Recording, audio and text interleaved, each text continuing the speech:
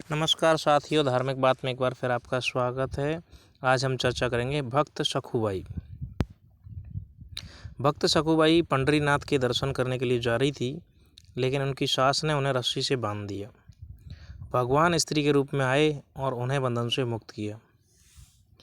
महाराष्ट्र में कृष्णा नदी के तट पर 4 लोग रहते थे। एक ब्राह्मण, उनकी पत्नी, उनका पुत्र और पुत्रवधू, जिनका नाम सखुबाई था।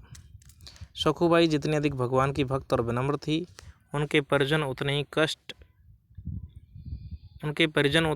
ही दुष्ट, कर्कश, अभिमानी, कुटिल और कठोर थे। सुबह से लेकर रात तक मशीन की भांति बिना आराम किए काम करने पर भी सास उसे भरपेट खाना नहीं देती। लेकिन फिर भी सखुबाई इसे भगवान की दया समझकर अपने कर्तव्य के अनुसार अस्वस्थ हो जाने पर भी काम करती रहती। सखु कुछ नहीं बोलती, लहू का घूंट पीकर रह जाती। वह इन दारुण दुखों को अपने कर्मों का भोग और भगवान का आशीर्वाद समझकर उन्हें सुख रूप में परिणत कर सदा प्रसन्न रहती। एक दिन सखु कृष्णा नदी पर जल भरने गई। श्री पंढरीनाथ के दर्शन करने जा रहे लोगों को देखकर सखु को भी दर्शन की प्रबल इच्छा हुई। वह उसी मंडली के साथ जाने लगी।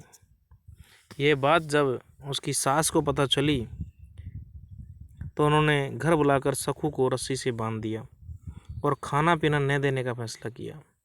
बंधन में पड़ी सखु भगवान से प्रार्थना करने लगी, हे नाथ, मेरी यही इच्छा थी कि यदि एक बार भी नेत्रों से आपके चरणों के दर्शन कर लेती तो सुखपूर्वक प्राण निकलते। सखु की पुकार से भगवान ने स्त्री का रूप धारण कर उनके बंधन खोल दिए। इसी के साथ उनके सारे बंधन सदा के लिए खुल गए और वो मुक्त हो गई।